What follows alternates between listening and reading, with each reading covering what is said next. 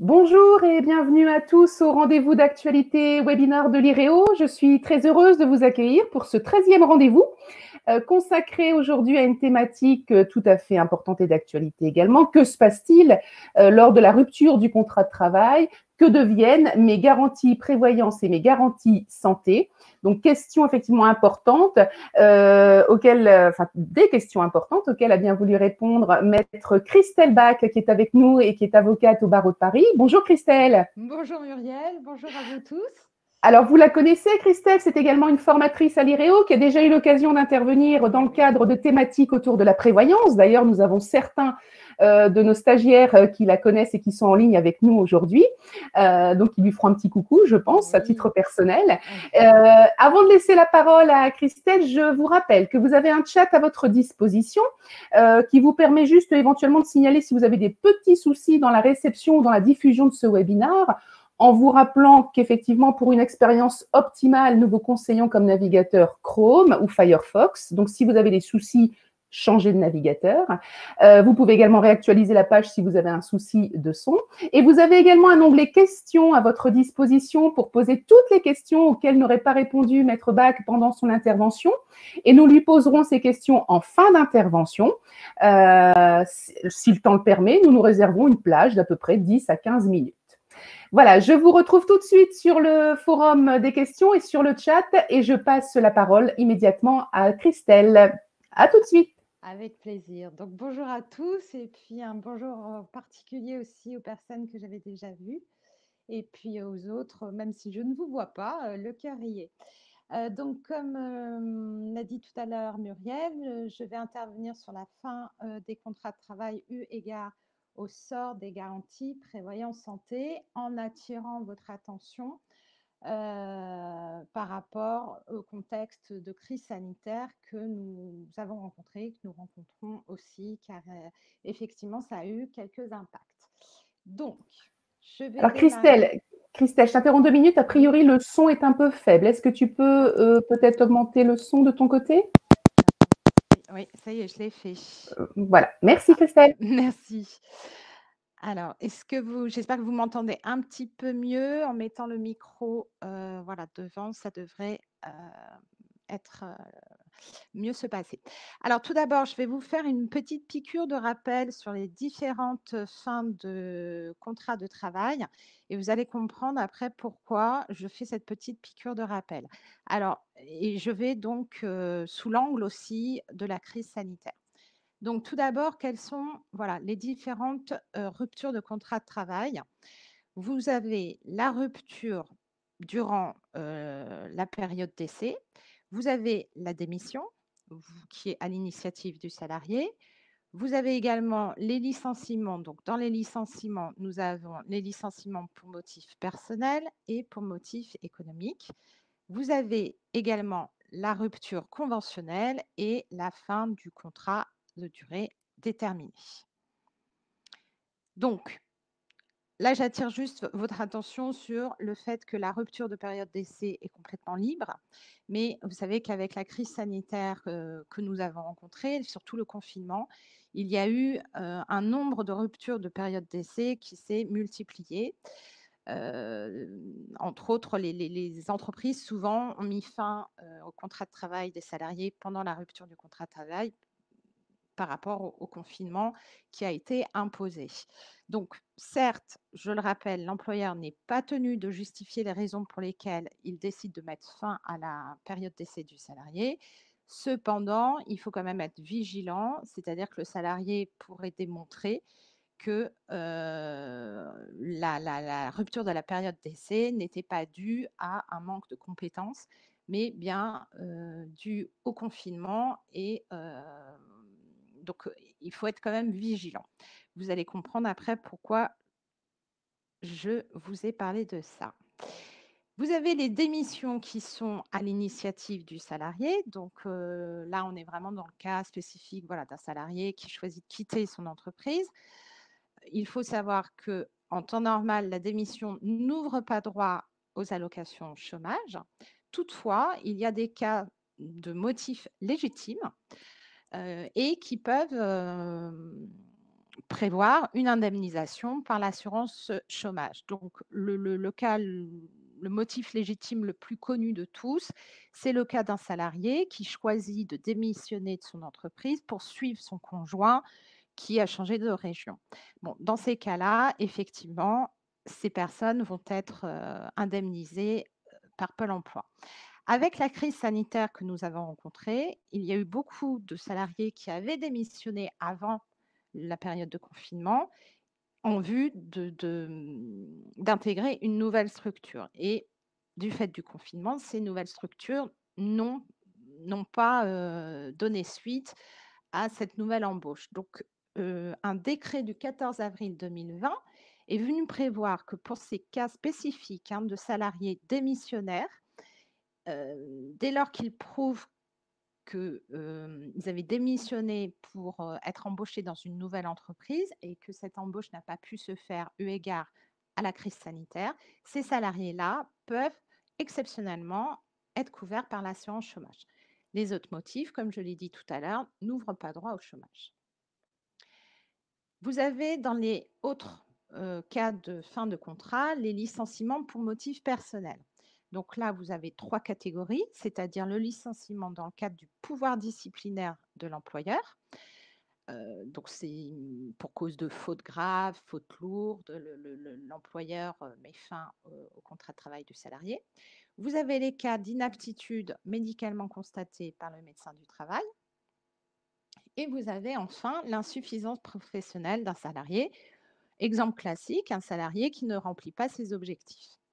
Donc, il faut savoir que par rapport à la crise sanitaire, il n'y a pas eu de suspension de ces procédures de licenciement. Ont été par contre suspendues les autorisations administratives. Donc, une petite prudence est faite sur ces différents fins de contrat, car effectivement, ça ne doit pas être lié au Covid. L'entreprise ne doit pas se jeter un peu sur la crise sanitaire pour voilà, licencier le salarié, surtout en vertu d'un pouvoir disciplinaire. Le licenciement économique, donc ça, effectivement, comme je l'ai dit tout à l'heure, les délais ne sont pas suspendus et ça n'est et une entreprise, même si elle a bénéficié d'aides sociales de l'État, peut néanmoins et par la suite engager une procédure de licenciement pour motif économique. Prudence sur la justification des difficultés financières et par rapport à la chronologie des aides et des difficultés constatées. Vous avez enfin aussi, les ruptures conventionnelles qui doivent faire l'objet d'une homologation par la direction du travail. Alors là, on s'est retrouvé par rapport à la crise à des situations un petit peu rocambolesques, c'est-à-dire que, comme je vous l'ai dit tout à l'heure, les décisions administratives étaient suspendues à compter du 12 mars 2020. Néanmoins, il y a eu une remontée d'informations sur le fait que beaucoup d'entreprises et de salariés avaient déjà prévu de procéder à une rupture conventionnelle et que ces suspensions de décisions administratives, suspensions d'homologation, en fait, les mettaient dans une situation très, très inconfortable.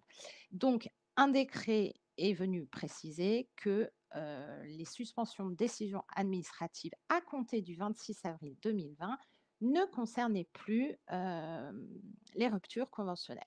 Donc concrètement, les ruptures conventionnelles se sont trouvées avec une suspension des homologations entre le 12 mars et le 26 avril. Alors, maintenant que je vous ai fait un petit rappel sur les différentes fins de rupture, enfin les différentes fins de contrat de travail, je vais donc aborder ce qui se passe par rapport au régime de protection sociale du salarié et à l'impact de cette rupture de contrat de travail. Donc, le régime de protection sociale du salarié, c'est les garanties prévoyance et santé dont il bénéficie au sein d'une entreprise. Juste pour un petit rappel, ces garanties prévoyance et santé, quelles sont-elles et quel en est l'objet? Elles complètent les prestations du régime de base. Le régime de base, c'est la sécurité sociale, c'est la MSA, c'est aussi la sécurité sociale des fonctionnaires. Un petit peu plus concrètement, qu'est-ce qu'on entend par qu'est-ce que ça vise exactement comme garantie? Donc, vous avez tout d'abord ce qu'on appelle les garanties de prévoyance lourde. Et donc, vous avez, sont visées l'incapacité temporaire. Donc ça vise la situation d'un salarié qui se trouve en arrêt de maladie. Vous avez l'incapacité permanente. Ça vise la situation du salarié qui a un accident du travail ou est atteint d'une maladie professionnelle et qui donc est en arrêt maladie. Vous avez également la garantie invalidité. Donc ça, c'est dès lors que l'état de santé du salarié s'est consolidé, en d'autres termes, qu'il a des séquelles. Et là, vous avez 3 catégories. Soit la première, c'est-à-dire que son état de santé, ses séquelles, l'empêchent de poursuivre une activité à temps plein. Vous avez la deuxième catégorie, c'est la situation du salarié qui a des séquelles trop importantes pour pouvoir poursuivre sa profession, mais qui peut toutefois exercer une autre activité. Et l'invalidité catégorie 3, qui est la plus grave, c'est vraiment l'impossibilité absolue pour le salarié d'exercer une quelconque activité professionnelle. Vous avez également dans les garanties de prévoyance lourde la dépendance. La dépendance, ça vise tous les actes de la vie courante d'un salarié que le salarié ne peut plus faire et il a donc nécessairement besoin d'une personne tierce pour l'aider à accomplir ses actes. Vous avez le décès. Donc, le décès, ça vise le capital décès du salarié, la rente conjoint ou la rente orphelin. Et à côté des garanties prévoyance lourde, peut être prévu au sein de l'entreprise les frais de santé, ce qu'on appelle donc on appelle ça familièrement la mutuelle, mais en fait, le vrai terme, c'est les frais de santé. Dans les frais de santé, vous avez soit une couverture individuelle, soit familiale. Donc, individuelle que le salarié, familiale, c'est-à-dire le salarié et ses ayants droit, conjoints, enfants à charge. Donc, que se passe-t-il? Maintenant, je vous ai rappelé un petit peu les différentes fins de contrat de travail. Je vous ai rappelé également ce qu'on entendait par les garanties prévoyance. Donc, on a la prévoyance lourde et on a les frais de santé. Et que se passe-t-il dès lors que le contrat de travail du salarié est interrompu? Il y a 2 systèmes qui sont mis en place pour prévoir une continuité du régime de protection sociale du salarié, et ce, même si son contrat de travail se trouve rompu. Vous avez, et j'ai choisi volontairement de démarrer par ce premier dispositif, vous avez ce qu'on appelle la portabilité et vous avez la loi Evin. Qu'est-ce qu'on entend par portabilité et comment ça a été prévu? Donc, initialement, ça a été prévu par un accord national interprofessionnel du 11 janvier 2008 qui a été étendu et élargi par la loi de sécurisation de l'emploi du 14 juin 2013. Ça a été retranscrit dans l'article L 911-8 du Code de sécurité sociale et qui prévoit l'obligation pour tous les employeurs de maintenir à leurs anciens salariés privés d'emploi, sous certaines conditions, donc ça c'est ce qu'on verra tout à l'heure, de leur maintenir les couvertures collectives de prévoyance et frais de santé dont ils bénéficient avant, donc ça c'est important, dont ils bénéficient avant la cessation de leur contrat de travail. Et c'est ainsi que le contrat est porté, d'où le terme. C'est-à-dire que le contrat frais de santé ou contrat prévoyance des salariés va être porté au-delà de leur rupture de contrat de travail. Et ce, donc, pour une durée maximale de 12 mois. Donc, c'est un dispositif qui existe au niveau de la santé depuis le 1er juin 2014 et le 1er juin 2015 pour la prévoyance. Vous vous souvenez, prévoyance lourde. L'incapacité, l'invalidité, vous avez le décès, la dépendance. Alors, j'ai dû en oublier un, mais on reverra ça tout à l'heure. C'est un dispositif qui ne présente aucun coût pour l'ancien salarié, car le tarif est soit mutualisé en amont entre l'employeur et les salariés actifs, c'est-à-dire qui étaient en contrat de travail, soit c'est l'employeur qui le prend intégralement à sa charge. Alors concrètement et sur le marché, bien souvent, le tarif est mutualisé entre l'employeur et les salariés actifs. C'est-à-dire que vous, salariés, actuellement, vous bénéficiez d'un contrat de prévoyance ou frais de santé de par votre employeur et vous payez des cotisations à ce titre. Il faut savoir que dans ces cotisations, on prévoit le coût de la portabilité. Il faut savoir aussi que pour bénéficier de la portabilité, il n'y a aucune formalité particulière car c'est un maintien qui est automatique. C'est à l'employeur de le faire, c'est-à-dire que ça va être à lui d'informer son organisme assureur, celui qui gère le contrat prévoyance et santé. C'est à lui d'informer l'assureur de la liste des salariés qui ont quitté qui ont quitté l'entreprise. Pardon. Si ce n'est pour le salarié d'informer ensuite l'organisme assureur de sa prise en charge par Pôle emploi. Et pourquoi? Vous allez voir, on en arrive aux conditions de cette portabilité. Vous vous souvenez, tout à l'heure, je vous ai dit l'article L911-8 prévoit le maintien des garanties prévoyance santé pour les anciens salariés sous conditions. Donc, on y arrive. Les conditions. La cessation du contrat de travail ne doit pas être consécutive à une faute lourde. Donc, c'est la raison pour laquelle, tout à l'heure, je vous ai fait des piqûres de rappel sur les différentes ruptures du contrat de travail, car effectivement, la portabilité ne vise pas toutes les ruptures de contrat de travail. Donc là, la condition, c'est que ça ne doit pas être consécutif à une faute lourde. Ça peut s'entendre et se comprendre dans la mesure où un salarié qui a commis une faute lourde, on ne va pas en plus lui permettre, enfin une faute lourde, c'est quand même quelque chose, c'est une agression contre son employeur ou un détournement de fonds, enfin c'est quand même des choses très très graves. La portabilité, même si le salarié ne la paye pas en tant que telle, ça a été quand même mutualisé en amont. Donc c'est un petit peu logique, effectivement, qu'il ne puisse pas bénéficier de la portabilité, car c'est un vrai avantage. La cessation du contrat de travail, autre condition, doit ouvrir droit à la prise en charge par le régime d'assurance chômage. Donc là aussi, c'est la raison pour laquelle tout à l'heure, je vous ai fait cette petite piqûre de rappel, car toutes les ruptures de contrat de travail n'ouvrent pas droit pour autant au régime d'assurance chômage. Autre condition, l'ancien salarié doit être couvert par les garanties concernées au moment de la cessation de son contrat de travail. Ça, je vous l'avais dit dans l'article L911-8, c'est un maintien pour l'ancien salarié des garanties dont il bénéficiait auparavant.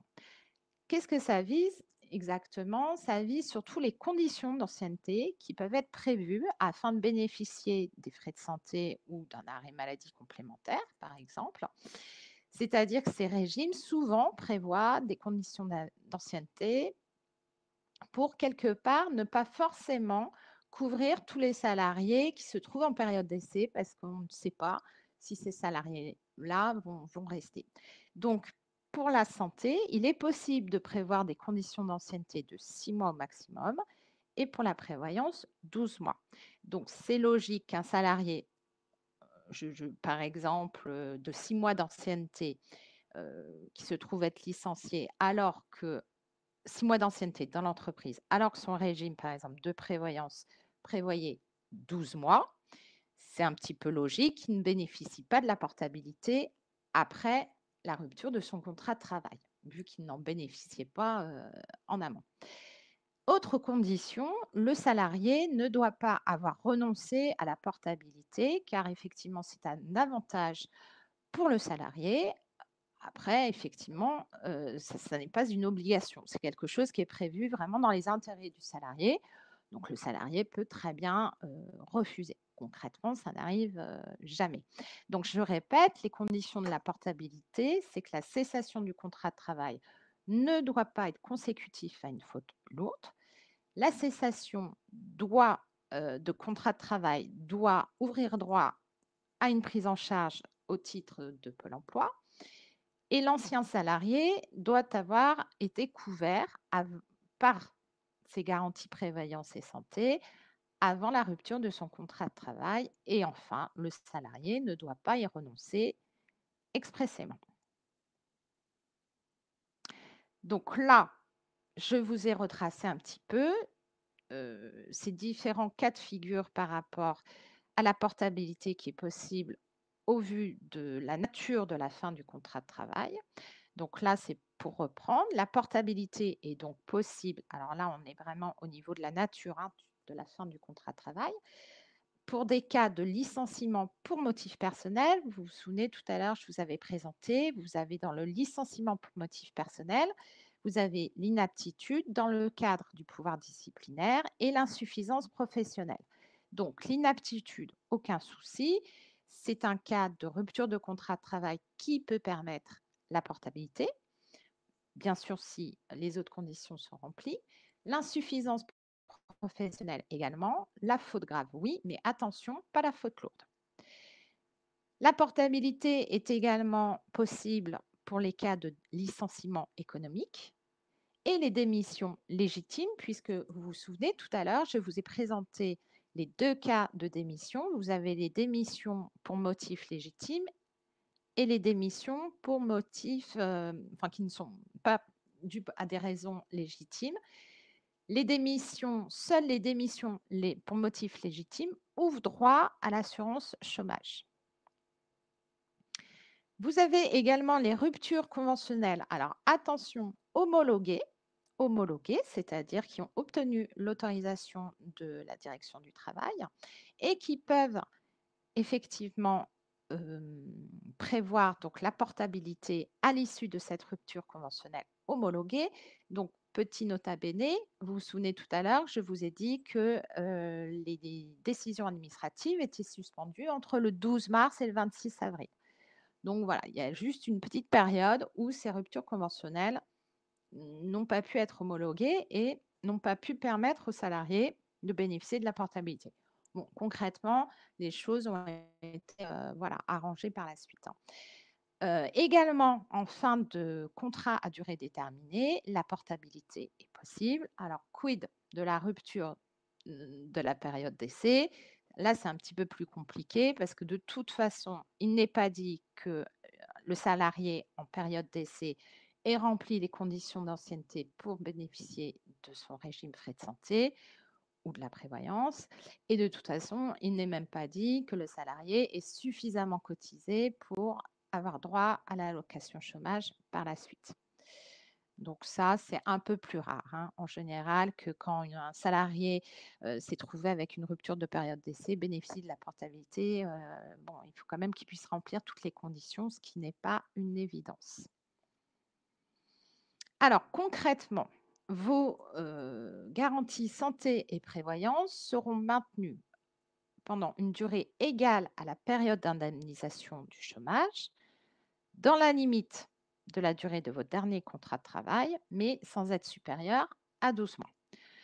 Alors là, je vous ai mis un petit exemple parce que c'est vrai que là, dit comme ça peut paraître un petit peu compliqué. Donc, par exemple, si votre dernier contrat de travail était d'une durée de 6 mois, la portabilité sera de 6 mois. Attention, si vous avez bien droit à 6 mois d'allocation chômage. En revanche, si votre contrat était de 16 mois ou de 24 mois ou de 10 ans, la portabilité ne peut pas excéder 12 mois. Voilà, c'est vraiment une règle, c'est un avantage qui est considérable. Donc, bien sûr, il fallait la cadrer et la limiter dans le temps. Donc, c'est quoi qu'il se passe, ça ne peut pas être supérieur à 12 mois. Concrètement, votre contrat santé et prévoyance qui est donc porté prendra fin soit à l'expiration de la période de maintien de droit, c'est-à-dire à l'expiration au maximum de 12 mois, ou en cas de reprise d'un nouvel emploi. Parce qu'évidemment, la portabilité, c'est un avantage qui n'est pas négligeable et qui vise vraiment la situation du salarié qui se retrouve avec une rupture de contrat de travail et donc une rupture de son système de protection sociale. Donc, bien évidemment, dès lors que le salarié retrouve un nouvel emploi ailleurs, la portabilité prendra fin. Alors là, je vous ai juste alerté sur 2-3 petites spécificités qui ont été prévues par l'article L 911-8 du Code de la sécurité sociale c'est que le maintien des garanties ne peut pas conduire l'ancien salarié à percevoir des indemnités d'un montant supérieur à celui des allocations chômage. Alors concrètement, qu'est-ce que ça vise? Parce qu'en fait, on s'est rendu compte qu'il pouvait y avoir une situation problématique. Je m'explique. Un salarié quitte, son entreprise, bon, il est licencié. Il va bénéficier des allocations chômage et il bénéficiait avant, des garanties prévoyance santé. Donc il va bénéficier de la portabilité. Il est au chômage et on va dire 2-3 mois après, il tombe en arrêt maladie, ce qui peut tout à fait arriver et vous savez que pour, rester au chômage, il faut être apte à chercher un travail. Dès lors que le salarié, malheureusement, rencontre, des difficultés médicales et qu'il est en arrêt maladie, il sort donc, du champ des allocations familiales, il est suspendu, il est en arrêt maladie. Vous savez que l'arrêt maladie est indemnisé par la sécurité sociale, mais c'est plafonné et c'est à ce titre qu'il va avoir, il va bénéficier de la portabilité prévoyance. Donc il va avoir un complément et ce qu'on voulait éviter en plafonnant, en prévoyant ce maintien plafonné au montant des allocations chômage, on voulait éviter que des salariés perçoivent finalement plus s'ils étaient en arrêt maladie durant la période chômage, qu'en période chômage. Donc c'était pour éviter des situations un peu d'abus ou des situations un petit peu injustes par rapport aux salariés qui continuent à bénéficier des allocations chômage. Donc là, on a plafonné pour éviter, toute situation «d'injustice» entre guillemets. Également, un autre point qui est très important, c'est que la remise de la notice d'information, pardon, obligatoire est à la charge de l'employeur au moment où, le salarié quitte l'entreprise.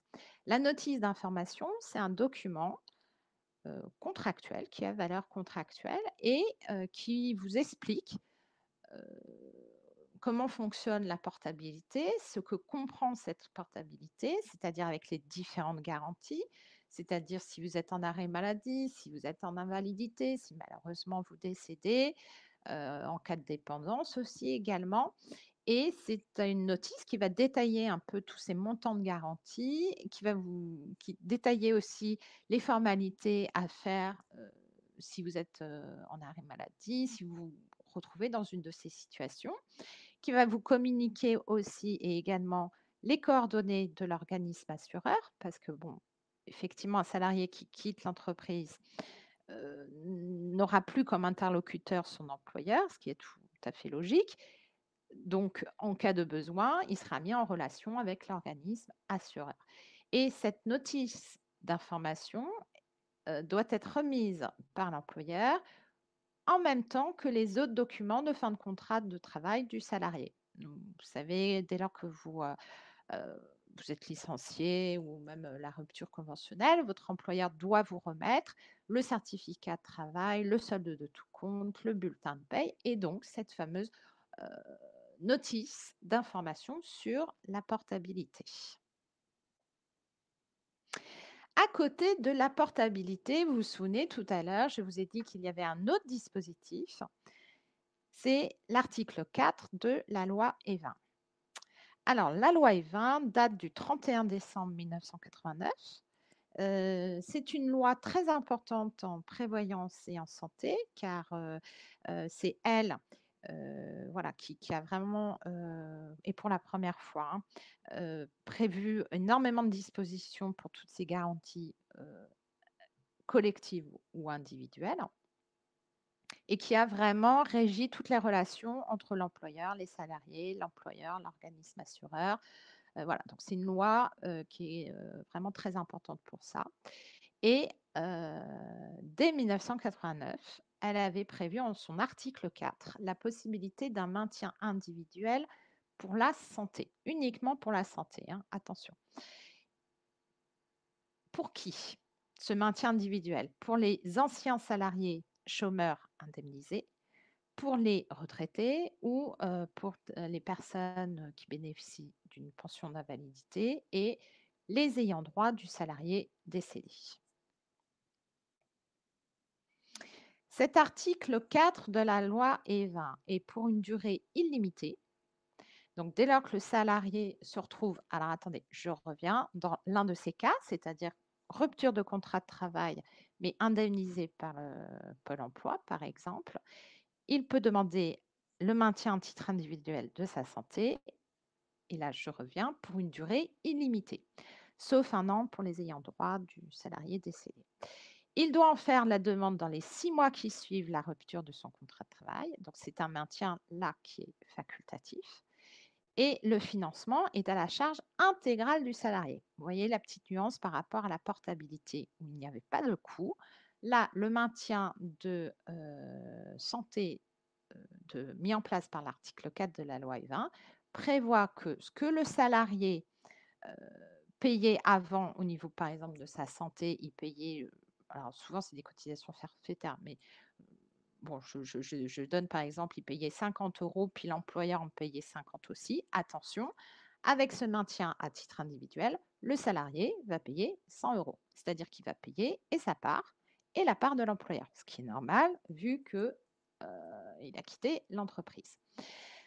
Une petite précision, c'est que la première année, la cotisation doit être égale. Donc, par exemple, comme je vous l'ai dit tout à l'heure, il va payer, s'il payait 50 euros, il ne doit pas payer au-delà de sa part, donc patronale et salariale, donc c'est-à-dire 100 euros. La deuxième année, on peut augmenter de 25% ce tarif et la troisième année, on peut augmenter de 50, mais pas plus. Parce qu'effectivement, c'est un dispositif qui coûte quand même très cher. Il est vrai que les salariés dans les entreprises, en général, bénéficient d'un contrat frais de santé quand même bien plus favorable que s'ils ils en bénéficiaient à titre individuel. Là, je vous ai refait un petit tableau pour voir un petit peu, vous voyez, le distinguo entre le système de la portabilité et l'article 4 de la loi E20. Comme je vous l'ai dit tout à l'heure, la portabilité, il y a un maintien automatique, puisque ça a été prévu, vous savez, par l'accord ANI et la loi de sécurisation de l'emploi. C'est-à-dire que c'est l'employeur qui a l'obligation de maintenir ses anciens salariés. Donc le maintien est automatique, pas de formalité pour le salarié, sauf à transmettre sa notification Pôle emploi à l'organisme assureur. Pourquoi? Vous vous souvenez tout à l'heure, je vous ai dit que l'une des conditions de la portabilité, c'était que le salarié bénéficie de l'allocation chômage. L'article 4 de la loi E20, c'est un maintien qui est facultatif, individuel. Tout à l'heure, je vous ai dit, le salarié doit en faire la demande dans les 6 mois. Pour la portabilité, la durée maximale est de 12 mois et pour l'article 4 de la loi E20, la durée est illimitée. La portabilité est gratuite, alors que l'article 4 de la loi E20 est à la charge du salarié. Vous vous souvenez tout à l'heure, je vous ai dit, il doit prendre en compte, il doit prendre à sa charge sa cotisation qu'il payait quand il était salarié de l'entreprise, plus la participation de l'employeur. La portabilité concerne la prévoyance et la santé, alors que l'article 4 ne concerne que la santé. Alors là, vous allez me dire, mais alors qu'est-ce que c'est que ces deux systèmes voilà, comment ça s'imbrique, comment ça peut s'articuler, plus qu'il y a voilà, il y en a un qui fait prévoyance santé, l'autre qui fait que la santé, comment le salarié peut choisir entre les deux, est-ce qu'il n'y a pas de doublon?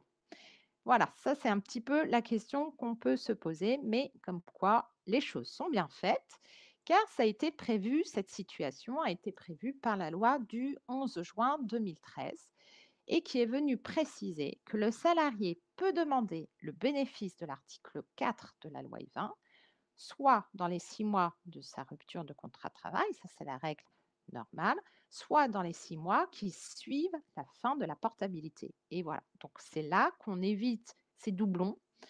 Donc concrètement, le salarié qui se fait licencier, qui ouvre droit à l'assurance chômage et qui bénéficiait auparavant des garanties prévoyance et santé, en toute logique, dans les jours qui vont suivre la fin de son contrat de travail, il va demander à bénéficier de la portabilité puisque c'est gratuit et puisque la portabilité couvre et la prévoyance et la santé. Et vous vous souvenez tout à l'heure que je vous ai dit que la portabilité allait au maximum de 12 mois.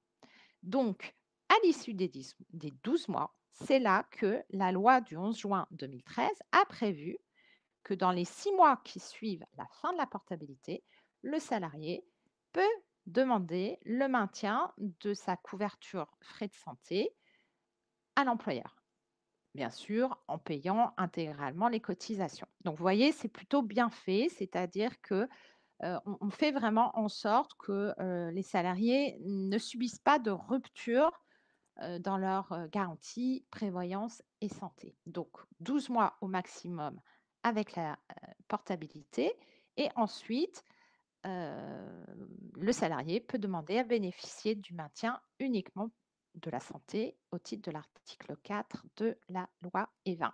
Et donc voilà, là je vous ai présenté le sort des garanties prévoyance et santé à l'issue des contrats de travail. Vous voyez que vraiment l'intention du gouvernement, c'était de faire en sorte que le salarié ne subisse pas trop du fait de la rupture de son contrat de travail et que parce que vous savez que la sécurité sociale se désengage beaucoup. Donc, le but est d'éviter des situations un peu dramatiques et que les anciens salariés se retrouvent sans mutuelle, sans frais de santé, sans régime de prévoyance. Et c'est pour ça, et c'est à cette fin que voilà, ces deux dispositifs, la portabilité et l'article 4 de la loi E20, sont venus encadrer ce maintien pour éviter voilà, des situations gênantes pour l'ancien salarié. Donc j'espère que ça a été clair. Oui, très clair. Merci Christelle, merci pour cette présentation qui a effectivement eu le mérite de poser les choses clairement pour tous. Alors j'ai néanmoins quelques questions. J'ai notamment Hélène qui me demande si l'augmentation des frais de santé par rapport à la loi E20 dans le cadre de la deuxième et troisième année, elle n'est pas obligatoire. Elle est obligatoire ou pas? Alors cette non, augmentation. c'est juste qu'on a plafonné parce que bien évidemment, les organismes assureurs avaient une tendance naturelle à gonfler un petit peu ces cotisations Bien parce sûr. que ça leur coûte cher. Et en fait, on est venu encadrer les augmentations. Ce n'est pas obligatoire, c'est qu'au maximum, la deuxième année, ça doit pas, l'augmentation ne doit pas être supérieure à 25% et la troisième année, ça ne doit pas être supérieur à 50% d'augmentation. Voilà, et alors après, par contre, tout peut arriver. Parce que tous les ans, le contrat peut être augmenté. D'accord. En tout cas, on est venu encadrer pour les 3 premières années parce qu'il y a eu beaucoup de situations d'abus. D'accord. Alors, autre petite question, que se passe-t-il, quid de l'employeur qui change d'organisme pendant le temps que, pendant cette fameuse période de portabilité, l'employeur qui change d'organisme, est-ce que moi, salarié qui ai bénéficié de cette portabilité, est-ce que je ne risque pas d'être oublié dans ce changement? Et surtout, que se passe-t-il si finalement les garanties de ce nouvel organisme sont revues à la baisse? Alors, le principe de la portabilité, c'est de continuer à bénéficier des garanties mises en place dans l'entreprise. Hein. Donc, tout va dépendre de qui est assuré. Vous voyez, quel est l'organisme assureur qui s'occupe des garanties prévoyance et santé. Voilà. En fait, concrètement, ce qu'on regarde, c'est le contrat qui est mis en place dans l'entreprise. Et ça veut donc dire que si ce contrat, effectivement, si l'employeur décide de changer d'organisme, alors que je suis en train de, que moi je suis dans le système de la portabilité, je suis bien inclus le nouvel organisme doit m'intégrer. L'employeur est obligé de spécifier les salariés qui sont dans le cadre de la portabilité. Alors complètement. Ça va. C'est le passif en fait qui normalement va être pris. Alors ce passif doit être informé à l'organisme assureur pour que justement évaluer le coût. D'accord. Et au même titre que l'employeur, mais ça c'est la charge de l'employeur, doit informer le nouvel organisme assureur de tous les salariés qui bénéficiaient de la portabilité. Il doit également les informer de tous les arrêts maladie en cours. Vous voyez. D'accord. Voilà, il y a tout ça. Alors après, on a la situation un peu dramatique qui peut arriver, c'est-à-dire quid dès lors que le contrat prévoyance ou santé disparaît. Oui. Et voilà, concrètement, il n'y a plus de portabilité. D'accord. Il n'y a pas une obligation à la charge de l'employeur. Sauf les obligations mises à la charge de l'employeur de prévoir obligatoirement un régime prévoyance et D'accord. Voilà. Mais parfois, vous avez des entreprises qui sont en liquidation judiciaire et bon, qui ne peuvent plus rien payer. Bien sûr, bien sûr. Et là, ça disparaît. Et effectivement, on risque de connaître dans les mois qui viennent ce type d'événement. Alors, autre question, Christelle, si vous le voulez bien. Alors, on a bien compris le régime, hein, mais que faire si finalement mon employeur, même s'il me dit que j'ai droit à cette portabilité, qu'il ne met pas en place concrètement cette portabilité et que je reçois un courrier de ma mutuelle m'indiquant que je suis radiée, alors même que dans les documents de fin de contrat, on m'indiquait que je bénéficiais de cette portabilité et que j'ai bien accepté cette portabilité, que je l'ai bien demandé, que faire? Alors, concrètement, c'est une obligation qui est légale. Mmh. Donc, si l'employeur ne respecte pas cela, il faut le mettre en demeure, de vous remettre la notice d'information pour vous mettre en contact avec l'organisme assureur. En fait, ce qui importe, c'est de savoir si on vous a remis cette notice d'information. Parce qu'après, vous pouvez très bien vous retourner voir cela avec l'organisme assureur qui va vérifier que vous étiez bien salarié au moment de l'entreprise, au moment où vous êtes parti, qui va vérifier que vous étiez bien couvert. Et après, il va le prendre, vu que le coût a été mutualisé. Vous voyez? Oui. Donc, voilà. Après, ce qui est important par rapport à l'employeur, c'est de vérifier que l'employeur vous a bien remis cette notice d'information. D'accord. S'il ne l'a pas fait, vous le mettez en demeure de le faire ou vous la signez. Et après, on peut tout à fait invoquer une perte de chance. D'accord. Alors, je réponds. Alors, vous avez répondu à la question que venait de nous poser justement Stéphanie, qui disait est-ce qu'il y a une obligation de mettre en demeure et de transmettre cette notice d'information? Eh bien oui, vous venez de le dire. Et que faire si l'employeur ne le fait pas? Eh bien, vous venez d'y répondre en nous indiquant effectivement de faire cette mise en demeure. Bien. Eh bien, écoutez, je vous remercie infiniment pour cette présentation très claire de prévoyance. Encore une fois, merci à tous nos participants. Je vous donne rendez-vous la semaine prochaine pour 2 webinaires qui sont faits en collaboration, en partenariat avec la Directe. Le premier aura lieu lundi et aura pour thème la reprise du travail et le Covid-19, principe essentiel pour la prévention de la santé des salariés. Alors, le thème est d'autant plus d'actualité que, vous le savez, nous sommes rentrés dans un assouplissement du déconfinement. Et donc, justement, ce webinaire tiendra compte de ces derniers éléments d'actualité. Donc, ne tardez pas à vous inscrire. Il y a déjà beaucoup de monde. Il reste encore de la place, mais ne tardez pas à vous inscrire. Et vous avez sur la petite diapo les autres webinaires qui vont clôturer ce premier semestre, puisque nous terminons ce premier semestre le 10 juillet avec, vous le voyez, un dernier webinaire consacré au télétravail, enjeux et questionnements.